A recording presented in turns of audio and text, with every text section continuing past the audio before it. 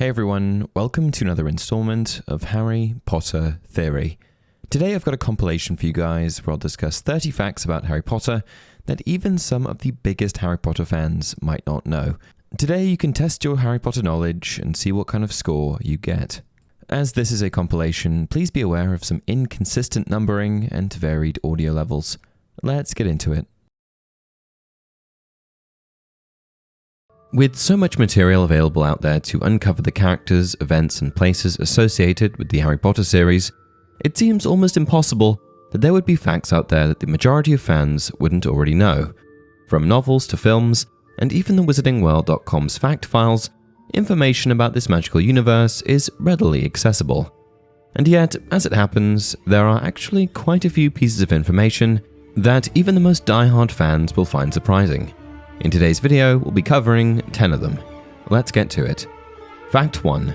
The Weasley twins were born on April Fool's Day. Everyone knows Fred and George Weasley were always on the hunt for their next prank. They even turned their love of stunts and mischief into a successful joke shop, Weasley's Wizard Wheezers, located in none other than Diagon Alley.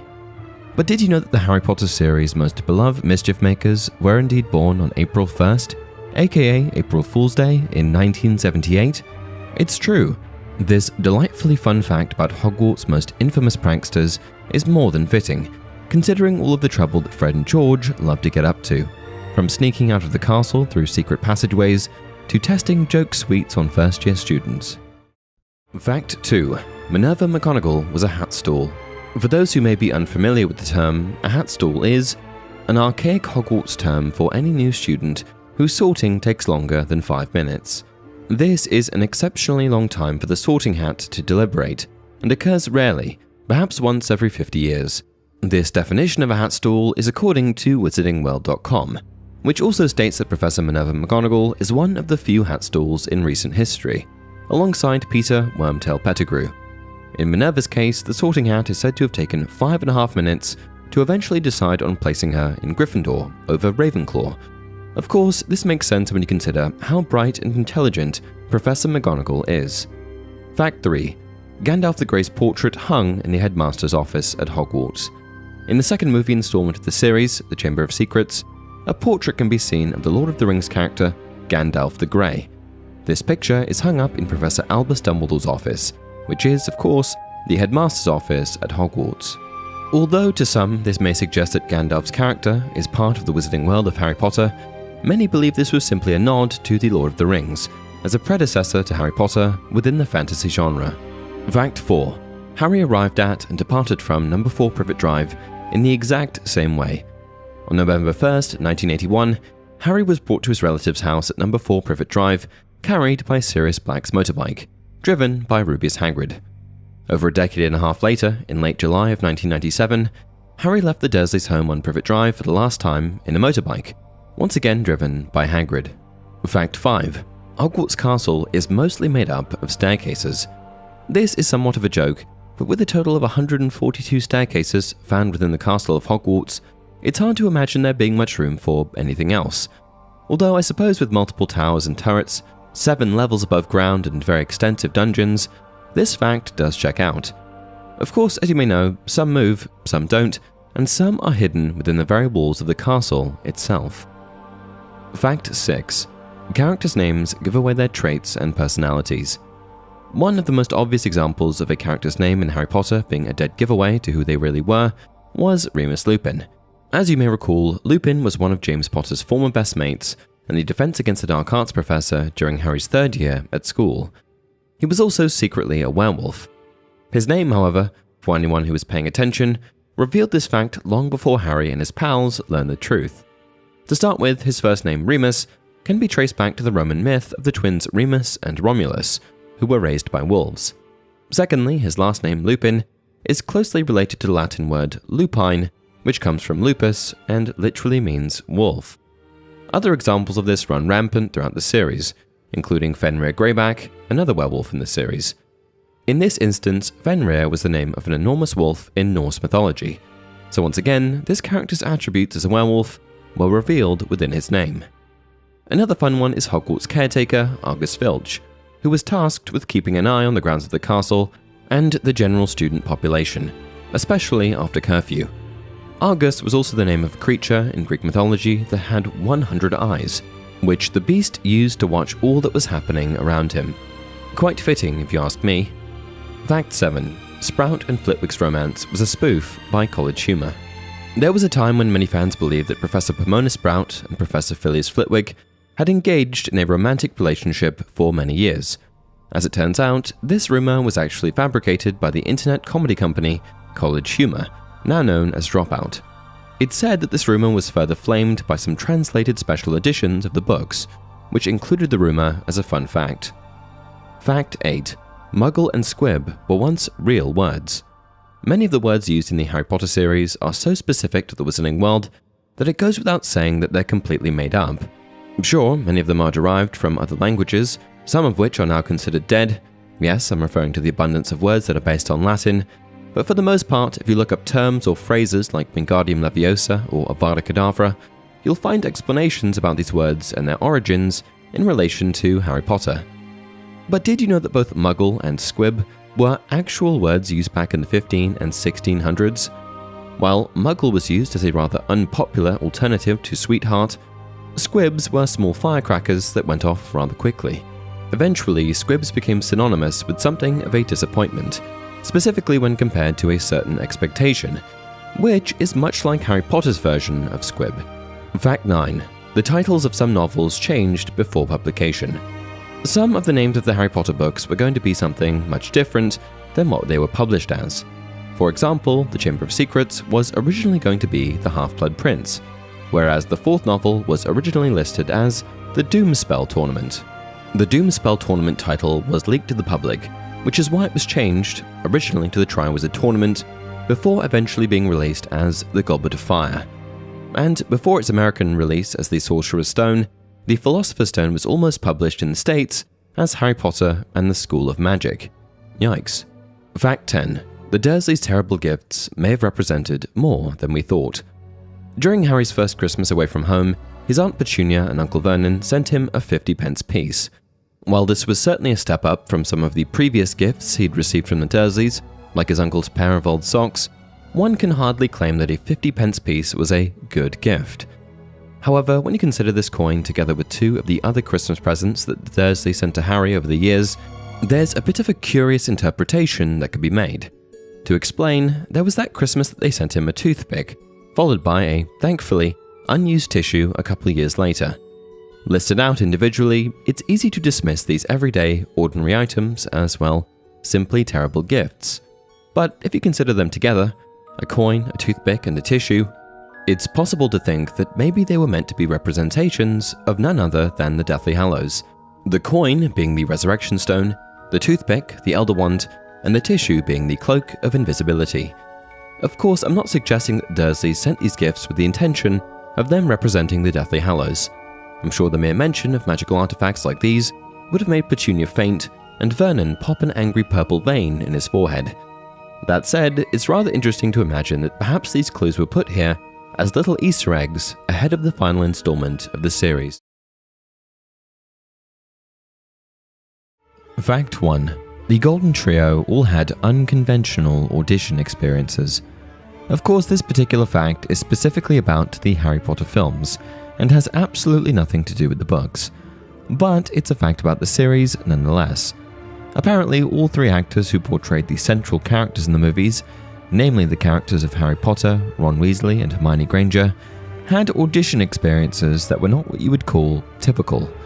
The most, quote, normal experience was that of Rupert Grint, who earned the role of Ron Weasley. While he did audition for the role, he didn't just read lines from a scene in the movie. He rapped. At just 11 years old, he decided that spitting lines would be his best bet at getting the gig. And well, as it turned out, he was right. Emma Watson, on the other hand, was offered the role of Hermione Granger after the casting team visited her school's campus at the Dragon School in Oxford.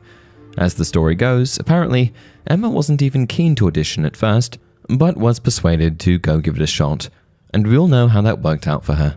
Finally, Daniel Radcliffe, who famously played the part of Harry Potter, was actually discovered while attending, not performing in a show at his local theatre.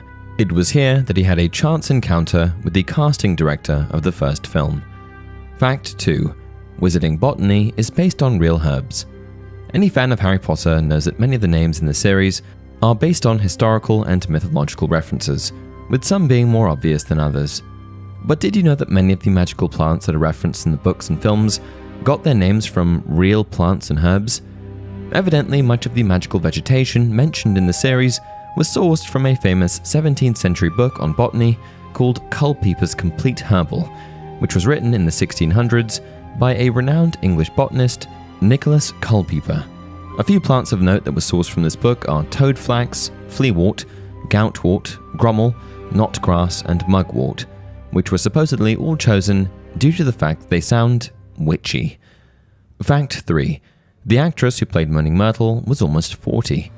Born in 1965, the actress Shirley Henderson, who played the ghost of Moaning Myrtle in the film franchise, was actually 37 years old when she portrayed the 14-year-old apparition. This means she was 23 years older than the part she was playing. Apparently, Shirley is the oldest actress to have portrayed a Hogwarts student throughout the entire series. Fact 4. The houses of Hogwarts were initially noted down on a sick bag. It's said that J.K. Rowling initially wrote down the names of the now famous Hogwarts houses on an airplane sick bag.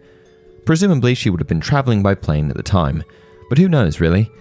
In any case, the names of Gryffindor, Slytherin, Hufflepuff, and Ravenclaw all came to her in a moment when all she had to get her thoughts down was a paper bag meant for Bath. Fact 5. The Golden Trio were doing real schoolwork in the movies. Apparently, after being cast as Harry, Ron, and Hermione, young Daniel Radcliffe, Emma Watson, and Rupert Grint, who were all school-age throughout the majority of the films, took the opportunity to complete their real homework in scenes where they were meant to be learning or studying. Presumably, having their actual schoolwork in front of them while filming enabled them to complete some of the work between takes. How very enterprising of them. Fact 6. Hedwig was actually played by 7 owls. The beautiful snowy owl seen throughout 7 of the 8 Harry Potter films was not played by 1, but 7 different owls. This is due to the fact that owls aren't the most suited for multiple takes, as they are said to tire easily. All 7 owls that portrayed Hedwig were apparently from Massachusetts in the United States. Their names were Elmo, Bandit, Gizmo, Casper, Swoops, Oops, and Uh-oh. Fact 7. Steven Spielberg was tapped to direct the first Harry Potter movie. Before director Chris Columbus got the gig to be at the helm of Harry Potter and the Philosopher's Stone, the job was offered to the internationally famous Steven Spielberg. With credits that range from the Indiana Jones franchise to Schindler's List, Spielberg is a mighty force in the world of filmmaking. So who knows how the Harry Potter movies would have differed if he had been the one directing them. Although there are some pretty weird rumors out there about why he inevitably wasn't the right fit for the project, like that he wanted to make the whole thing a cartoon, he has shared that he ultimately decided not to work on the Harry Potter films because he wanted to be home to spend time with his young family. Fact 8. Number 4 Privet Drive was a recreation of J.K. Rowling's old home. According to WizardingWorld.com, the author accidentally based the Dursleys' home at Number 4 Privet Drive on her childhood house. On the website, she shares the following. Although I described the Dursleys' house as big and square, as befitted Uncle Vernon's status as a company director, whenever I wrote about it, I was unconsciously visualizing the second house I lived in as a child, which on the contrary was a rather small 3-bedroomed house in the suburb of Winterbourne near Bristol. I first became conscious of this when I entered the Number 4 Privet Drive that had been built at Leavesden Studios, and found myself in an exact replica of my old house, down to the position of the cupboard under the stairs and the precise location of each room. As I had never described my old home to the set designer, director, or producer, this was yet another of the unsettling experiences that filming the Potter books has brought me. Fact 9. The film Swamping Willow destroyed 14 Ford Anglias. It's been reported that during the filming of the Chamber of Secrets, 14 vehicles were wrecked during the scene in which Harry and Ron crash Arthur Weasley's flying car into the Whomping Willow. And that's not all. In an interesting twist, there's also a rumor that one of the Ford Anglias that made it through filming this scene was later stolen off the set. Fact 10. Dumbledore's name has a double meaning. While you may have heard that the word Dumbledore is an Old English term for bumblebee, and that J.K. Rowling chose it as the moniker for Harry's mentor because she always envisioned him humming to himself, presumably as he buzzed about, did you also know that Dumbledore has also been known to refer to a type of beetle named the cockchafer, a particularly destructive species of beetle, I like to think that perhaps Dumbledore's dual meaning says something about the headmaster's character. Yes, he was brave and good and kept the garden alive, so to speak, but he also did some terrible things that set events in motion that destroyed many lives, such as his brothers, not to mention the whole raising Harry Potter up like a pig to slaughter thing. Fact 1. The Golden Trio's names mean more than we thought.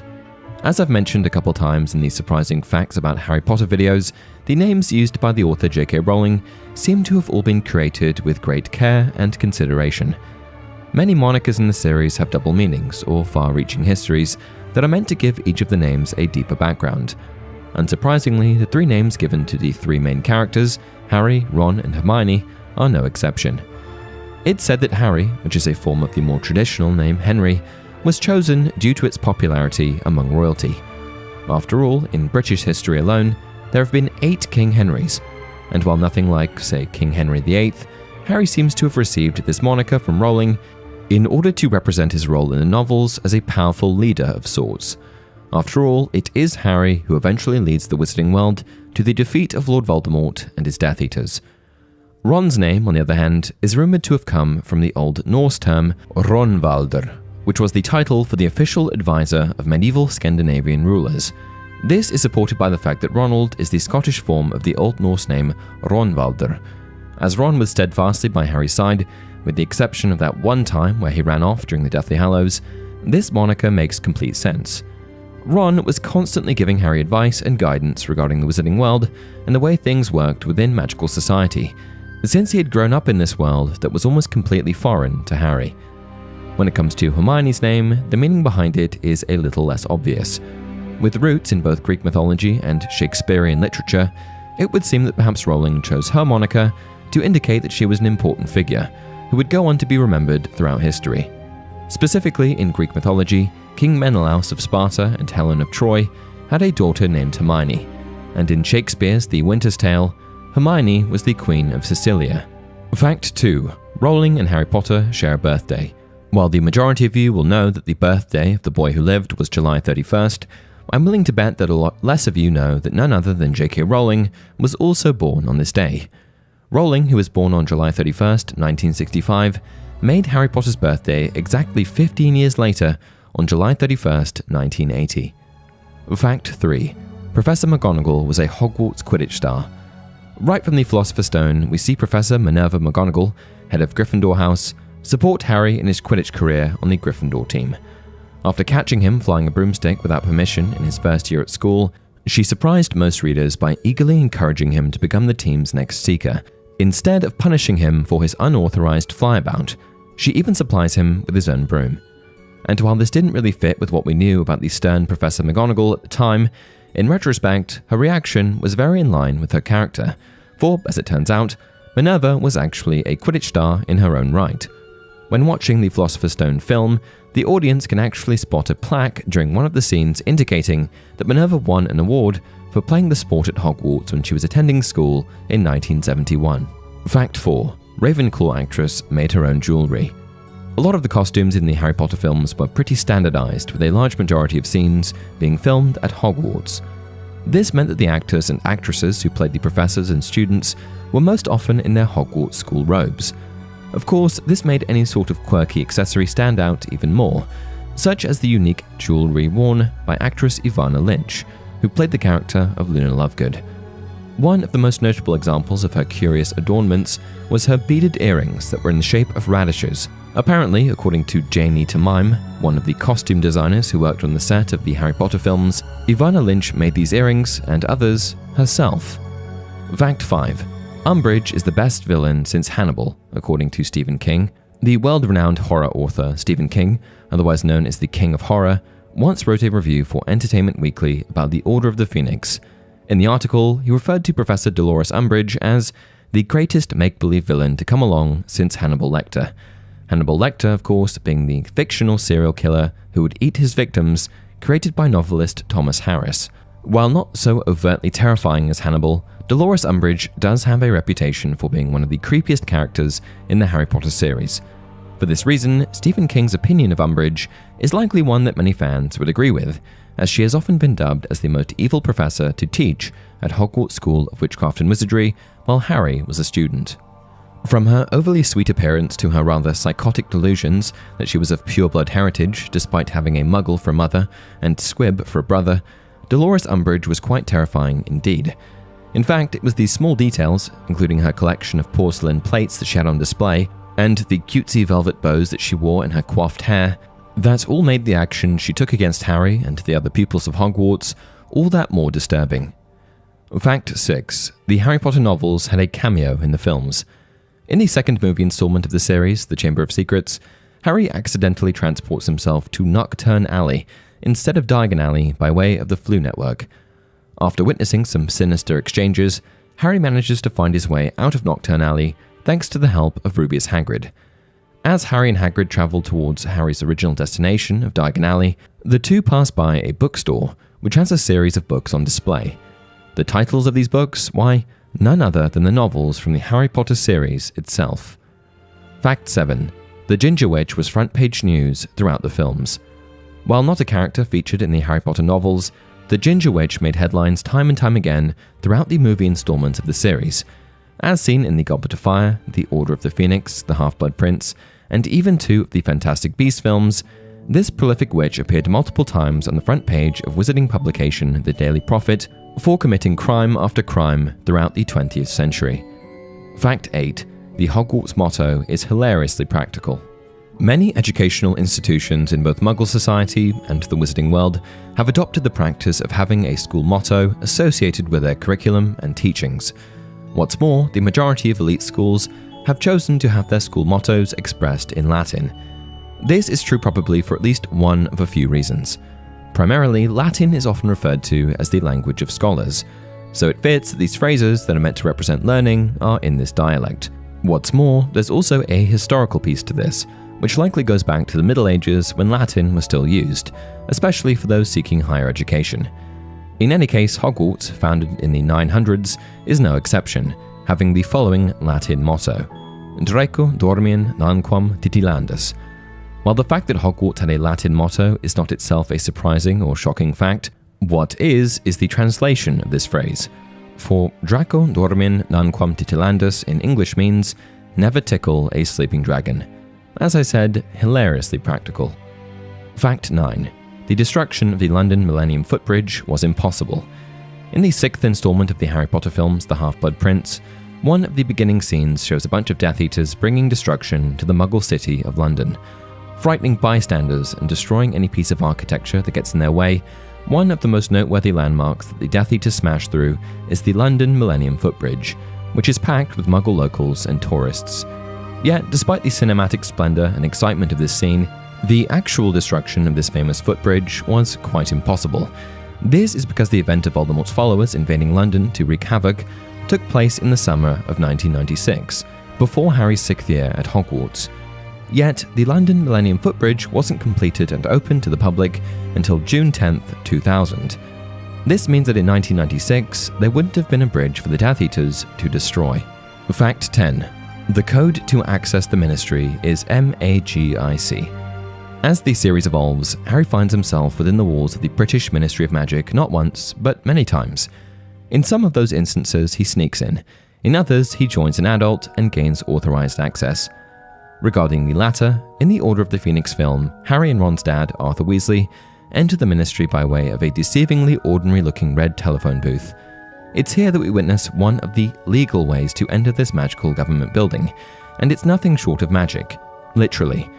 For in order to get into the Ministry, Arthur punches in the number 62442 onto the dial pad. For anyone familiar with a telephone pad's associated letters, this spells out MAGIC. And with that, we've come to the end of today's video. What did you think? Please share your thoughts in the comments below. And as always, if you enjoyed this video, don't forget to like it and subscribe to the channel. Until next time, remember, it does not do to dwell on dreams and to forget to live.